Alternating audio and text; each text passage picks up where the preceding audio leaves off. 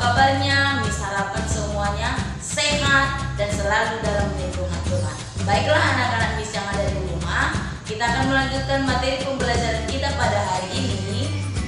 Nah, sebelum itu kita terlebih dahulu berdoa. Bagi anak-anak Miss yang ada di rumah, ambil sikap berdoa. Miss akan pimpin di dalam doa.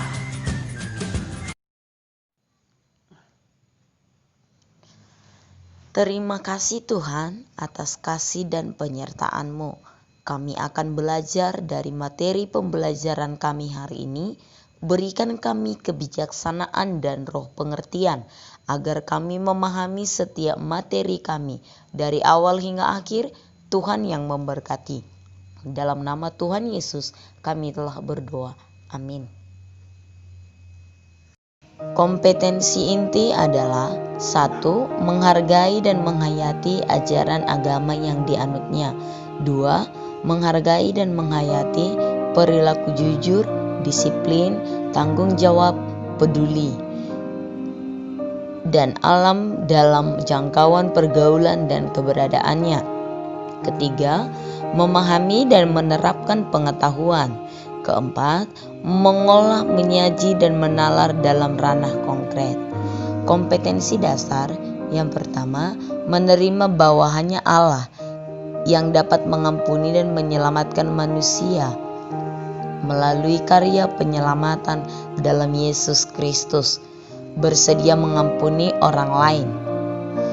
Menjelaskan Allah mengampuni dan menyelamatkan manusia melalui Yesus Kristus. Indikator: menghayati pengampunan Allah di dalam Yesus Kristus melalui puisi, menjelaskan makna baptis sebagai lambang pembasuh diri.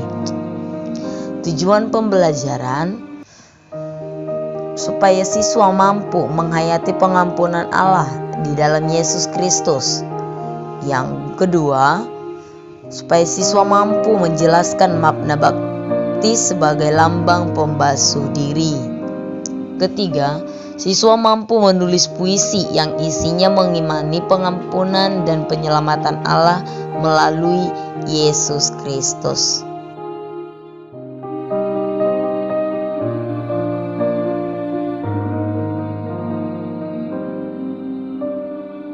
Pembahasan tentang baptisan akan menjadi pembahasan yang cukup panjang. Namun, saya akan berusaha untuk membahasnya sesingkat mungkin dan mudah-mudahan dapat dimengerti ya. Pertama-tama, kita harus tahu dulu nih di mana dasar Alkitab yang mengatakan bahwa baptisan itu sangat penting bagi orang yang percaya. Coba kita buka dan kita baca di Matius 28 ayat 19. Karena itu, pergilah, jadikanlah semua bangsa muridku, dan baptislah mereka dalam nama Bapa dan Anak dan Roh Kudus. Ayat ini merupakan ayat amanat agung dari Tuhan Yesus yang sepertinya kita semua sudah tahu. Perintah Tuhan Yesus adalah untuk pergi, jadikan semua bangsa murid Yesus, dan membaptis mereka dalam nama Bapa dan Anak dan Roh Kudus. Ini adalah perintah dari Tuhan Yesus sendiri. Jadi, apa sih baptisan itu? Menurut Kamus Oxford, baptisan adalah the Christian religious rite of sprinkling water onto a person's forehead or of immersing them in water, symbolizing purification or regeneration and admission to the Christian church. In many denominations, baptism is performed on young children and is accompanied by name giving. Nah, kalau diartikan ke dalam bahasa Indonesia, baptisan adalah upacara keagamaan Kristen dengan memercikan air ke atas kepala seseorang atau dengan merendamkan mereka ke dalam air, menyimbolkan penyucian atau pembaharuan jiwa, serta penyerahan diri kepada gereja Kristen. Dalam banyak denominasi, baptisan juga dilakukan pada anak kecil dan disertai dengan pemberian nama baptis. Oke, sepertinya dari pengertian kamus ini saja pasti ada beberapa orang yang mulai panas untuk komentar. Untuk cara baptisan, yaitu dipercik atau diselamkan, akan dibahas belakangan. Baptisan anak juga akan kita bahas, namun belakangan. Kita bahas dahulu makna baptisan. Setidaknya ada 3 aspek utama dalam baptisan. Pertama, baptisan menandakan pembersihan dari dosa dan penolakan masa lampau seseorang yang penuh dosa. Secara singkat, Baptisan menandakan kelahiran baru seseorang di dalam Kristus. Kita yang lama sudah mati, dan kita dilahirkan kembali dalam Yesus Kristus. Coba kita lihat dasar ayatnya di Roma 6 ayat 3-4. Atau tidak tahukah kamu bahwa kita semua yang telah dibaptis dalam Kristus telah dibaptis dalam kematiannya? Dengan demikian kita telah dikuburkan bersama-sama dengan Dia oleh baptisan dalam kematian, supaya sama seperti Kristus telah dibangkitkan dari antara orang mati oleh kemuliaan Bapa. Demikian juga kita akan hidup dalam hidup yang baru. Kedua, baptisan menandakan masuknya kita ke dalam perjanjian baru, dalam karya keselamatan Yesus Kristus. Perjanjian lama dimulai dalam sebuah perjanjian iman antara Allah dengan Abraham, ditandai dengan sunat sebagai tanda luar keimanan. Perjanjian ini hanya berlaku untuk orang-orang Yahudi. Di dalam perjanjian baru, Allah membuat perjanjian untuk semua orang, ditandai dengan baptisan sebagai tanda luar keimanan. Dengan ini, sunat digantikan dengan baptisan. Ketiga, baptisan menandakan komitmen yang seluruhnya dan persekutuan seumur hidup kepada Yesus Kristus. Dengan memberikan diri dibaptis, seseorang menyatakan imannya dan kecintaannya kepada Tuhan Yesus Kristus. Dengan demikian, kita menyerahkan diri kita sehingga kita hidup hanya untuk Tuhan Yesus saja. Jadi jelas, baptisan adalah tanda di luar untuk iman yang ada di dalam. Namun perlu ditekankan, baptisan sama sekali tidak menyelamatkan. Iman yang ada di dalamlah yang menyelamatkan kita dari dosa. Tapi orang yang beriman kepada Tuhan Yesus Kristus pasti memberikan diri untuk dibaptis. Saat seseorang percaya kepada Yesus sebagai Tuhan dan Juru Selamat pribadi, orang itu harus segera memberikan dirinya untuk dibaptis. Tidak boleh ditunda-tunda.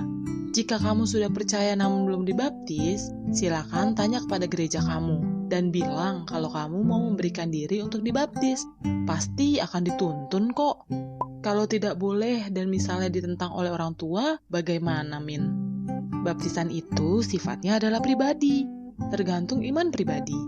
Jadi sebenarnya tidak perlu persetujuan orang tua jika kita sudah bisa mempertanggungjawabkan iman kita sendiri. Jadi tetaplah memberi diri dibaptis ketika ada kesempatan dengan segera. Yesus sendiri sebelum memulai pelayanannya memberikan dirinya untuk dibaptis oleh Yohanes Pembaptis. Walaupun kita tahu Yohanes Pembaptis sempat menolak karena merasa tidak pantas seperti yang ditulis di Matius 3 ayat 14. Tetapi Yohanes mencegah dia, katanya, "Akulah yang perlu dibaptis olehmu dan engkau yang datang kepada aku." Apa jawab Yesus, ayo? Coba kita cek di Matius 3 ayat 15. Lalu Yesus menjawab, katanya kepadanya, "Biarlah hal ini terjadi, karena demikianlah sepatutnya kita menggenapkan seluruh kehendak Allah." Dan Yohanes pun menurutinya. Mengapa Yesus yang adalah Allah harus dibaptis sesuai dengan kehendak Allah? Yang pasti hal ini bukanlah untuk penyucian, karena Yesus adalah domba Allah yang tidak berdosa. Setidaknya ada dua alasan mengapa Yesus melakukan baptisan. Yang pertama adalah sebagai bentuk kerendahan diri Yesus. Yesus adalah Allah yang turun ke dunia, meninggalkan tatahnya di surga, dan mau merendahkan dirinya menjadi sama dengan manusia. Yang kedua adalah untuk menjadi contoh dan bahwa Yesus menyetujui baptisan yang dilakukan oleh Yohanes Pembaptis. Berbicara mengenai baptisan, tidak terlepas dari baptisan Roh Kudus. Ayo coba kita baca dulu dasar firman-Nya di Markus 1 ayat 8. Yohanes Pembaptis berkata, "Aku membaptis kamu dengan air, tetapi Ia akan membaptis kamu dengan Roh Kudus." Yesus juga meneguhkannya dalam Kisah Para Rasul 1 ayat 5. Sebab Yohanes membaptis dengan air, tetapi tidak lama lagi kamu akan dibaptis dengan Roh Kudus. Jika dilihat dari kedua ayat ini, baptisan Roh Kudus sepertinya terjadi setelah baptisan air. Hal ini dikarenakan pada waktu itu belum terjadi Pantekosta, yaitu hari pencurahan Roh Kudus. Namun, ayo coba kita baca di Yohanes 3 ayat 5-7. Jawab Yesus, "Aku berkata kepadamu, sesungguhnya jika seorang tidak dilahirkan dari air dan roh, ia tidak dapat masuk ke dalam kerajaan Allah. Apa yang dilahirkan dari daging adalah daging, dan apa yang dilahirkan dari roh adalah roh. Janganlah engkau heran, karena aku berkata kepadamu, kamu harus dilahirkan kembali. Dalam percakapan Yesus dengan Nikodemus, Yesus menekankan tentang kelahiran baru dari air dan roh. Ketika kita percaya kepada Yesus sebagai Tuhan dan Juru Selamat pribadi, kita harus dilahirkan kembali dari air dan roh. Artinya, kita harus dibaptis dengan baptisan air dan baptisan Roh Kudus. Jadi, baptisan air dan baptisan Roh Kudus ini sebenarnya adalah satu paket yang tidak dapat terpisahkan. Jika dalam istilah marketing, tidak bisa dibeli terpisah. Dengan baptisan Roh Kudus, kita menerima Roh Kudus untuk tinggal diam di dalam diri kita. Banyak orang yang mengkaitkan baptisan Roh Kudus dengan bahasa roh. Hal ini sebenarnya kurang tepat sih. Pembahasan tentang bahasa roh akan dibahas dalam video terpisah ya. Selanjutnya, ayo coba kita bahas tentang metode baptisan yang sangat sering diperdebatkan. Kita bahas dulu tentang media yang digunakan dalam baptisan. Coba kita baca di Keluaran 29 ayat 4. Imamat 14 ayat 8-9. Imamat 19 ayat 7. 2 Raja-Raja 5 ayat 10. 2 Tawarik 4 ayat 2 dan 6. Sejak zaman Perjanjian Lama, bahkan sampai zaman Yesus, Alkitab tetap konsisten memakai air sebagai media penyucian. Dan namanya juga baptisan air, jadi media yang digunakan juga haruslah air. Tidak dapat tuh diganti dengan media yang lain. Oke, sepertinya masalah air ini semuanya setuju ya? Setuju, setuju, setuju? Nah, yang jadi masalah adalah apakah baptisan itu harus diselamkan atau boleh dipercikan? Baptisan sendiri berasal dari kata baptizo, yang secara harafiah berarti mencelupkan di dalam, atau jika konteksnya air, maka dapat berarti dibersihkan di dalam air. Dari asal kata inilah banyak gereja yang melakukan baptisan dengan cara diselamkan. Bahkan tidak sedikit gereja loh. Apa benar baptisan harus dengan cara diselamkan? Karena sepertinya yang kekeh banget adalah orang-orang yang bilang bahwa baptisan harus diselam. Saya akan mencoba untuk membahas secara teologia tentang baptisan percik. Coba kita cek ayatnya dulu ya, di Matius 3 ayat 16. Sesudah dibaptis, Yesus segera keluar dari air. Dan pada waktu itu juga langit terbuka, dan ia melihat Roh Allah seperti burung merpati turun ke atasnya. Perhatikan kata keluar dari air. Jika ditelusuri dari bahasa aslinya, keluar dari air ini ada dua kemungkinan. Dan dua-duanya bisa saja terjadi jika ditelusuri dari bahasa aslinya loh. Yang pertama adalah Yesus benar-benar diselamkan, sehingga keluar dari air ini artinya adalah Yesus keluar dari dalam air setelah diselamkan. Dan kemungkinan kedua, bisa juga keluar dari air itu berarti Yesus keluar dari sungai Yordan. Jadi, ayat keluar dari air ini tidak bisa benar-benar dipakai untuk membuktikan bahwa Yesus diselamkan. Kalau dilihat dari sejarah, ada beberapa bagian dari sungai Yordan yang tidak begitu dalam dan cenderung dangkal. Makanya, dalam praktek baptisan selam, kamu pasti tahu cara penyelamannya dengan cara menyelamkan ke belakang. Karena cara ini dapat dilakukan walaupun dengan air yang dangkal. Selanjutnya, coba kita cek di Kisah Para Rasul 2 ayat 41. Orang-orang yang menerima perkataannya itu memberi diri dibaptis. Dan pada hari itu jumlah mereka bertambah kira-kira 3.000 jiwa. 3.000 jiwa? Apa saya tidak salah baca? Sekali lagi. 3.000 jiwa. 3.000 jiwa dibaptis dalam waktu 1 hari. Kira-kira mungkin tidak ya jika dilakukan dengan metode baptisan selam? Saya tidak akan menjawab hal ini. Yang pasti, ayo coba kita cek di Markus 16 ayat 16. Siapa yang percaya dan dibaptis akan diselamatkan. Tetapi siapa yang tidak percaya akan dihukum. Seperti dikatakan di awal video, baptisan sama sekali tidak menyelamatkan. Ayat ini menekankan di kata percaya, bukan kata baptisan. Kita bisa tidak selamat bukan karena kita tidak dibaptis. Kita tidak selamat karena kita tidak percaya. Namun, jika kita percaya, kita juga harus dibaptis. Karena percaya dan baptisan adalah satu paket. Sekali lagi, jika dalam istilah marketing tidak dijual terpisah ya, orang yang percaya haruslah dibaptis. Jadi, metode mana yang tepat? Jika saya belum dibaptis, metode mana yang harus saya lakukan? Jawabannya sangatlah sederhana sebenarnya. Ikuti metode di mana kamu berjemaat, ikuti metode yang ada di gereja kamu. Selanjutnya, ayo coba kita bahas tentang baptisan anak. Ada juga beberapa denominasi gereja, termasuk gereja saya, yang sangat kekeh bila baptisan pada anak kecil yang belum mengerti adalah tidak boleh dilakukan. Apakah benar demikian? Yang pasti, setiap gereja punya dasar dong untuk melakukan baptisan anak. Saya akan mencoba menjelaskan dasar teologi gereja yang melakukan baptisan anak. Baptisan anak sangat berhubungan dengan teologi perjanjian yang sebenarnya sudah disinggung di awal video. Coba kita cek ayatnya dulu ya, di Kejadian 17 ayat 9-11.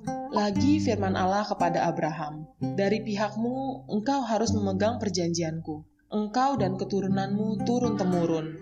Inilah perjanjianku yang harus kamu pegang, perjanjian antara aku dan kamu serta keturunanmu, yaitu setiap laki-laki di antara kamu harus disunat. Haruslah dikerat kulit katanmu, dan itulah akan menjadi tanda perjanjian antara aku dan kamu." Sunat adalah tanda di luar untuk iman yang ada di dalam. Sunat adalah tanda perjanjian Allah dan Abraham untuk orang Yahudi. Makanya, setiap orang Yahudi pasti disunat pada waktu kecil. Mereka pada waktu kecil belum mengerti apa-apa. Namun, dengan disunat, mereka sudah masuk ke dalam perjanjian Allah atas orang Israel. Begitu juga dengan baptisan. Tanda sunat digantikan dengan tanda baptisan sebagai tanda di luar untuk iman yang di dalam. Dengan dibaptis, seseorang masuk ke dalam perjanjian baru dari Allah. Seseorang anak diarahkan agar dapat masuk ke dalam perjanjian baru sedini mungkin. Namun, sekali lagi, baptisan sama sekali tidak menyelamatkan. Oleh karena itu, orang tua mempunyai tanggung jawab untuk menurunkan iman mereka kepada anak mereka. Dan pada saat dewasa nanti, anak itu harus melakukan reformasi iman, yaitu mengakui imannya sendiri di depan jemaat. Jadi, di mana dasar Alkitabnya tentang baptisan anak ini? Coba kita cek di Kisah Para Rasul 2 ayat 38-39. Jawab Petrus kepada mereka, "Bertobatlah dan hendaklah kamu masing-masing memberi dirimu dibaptis dalam nama Yesus Kristus untuk pengampunan dosamu. Maka kamu akan menerima karunia Roh Kudus. Sebab bagi kamulah janji itu, dan bagi anak-anakmu, dan bagi orang yang masih jauh, yaitu sebanyak yang akan dipanggil oleh Tuhan Allah kita."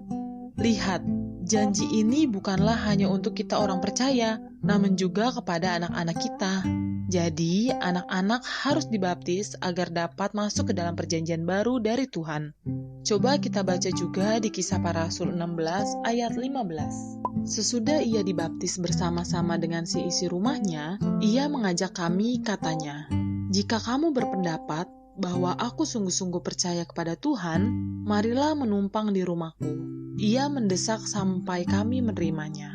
Kisah ini adalah kisah tentang Lydia, penjual kain ungu dari kota Tiatira yang percaya kepada Tuhan Yesus dan memberikan dirinya dibaptis bersama-sama dengan seisi rumahnya. Artinya termasuk anak-anaknya.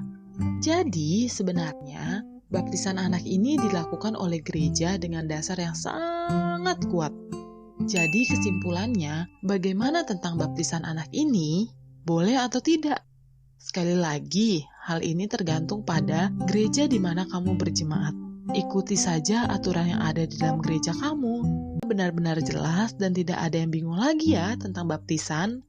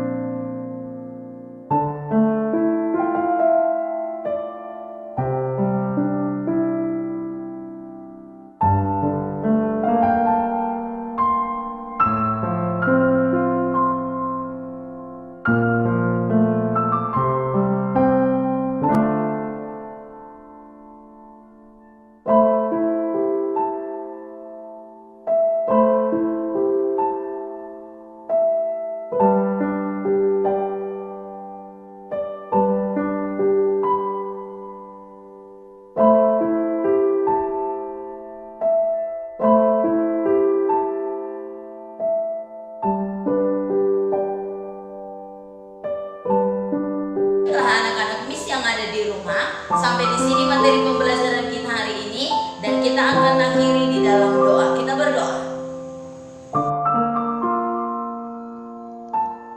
Terima kasih Tuhan buat materi pembelajaran yang telah kami terima hari ini. Biarlah kami mengerti dan memahami setiap pembelajaran kami. Ajari kami untuk lebih mengerti lagi. Di dalam nama Tuhan Yesus Kristus kami telah berdoa. Amin.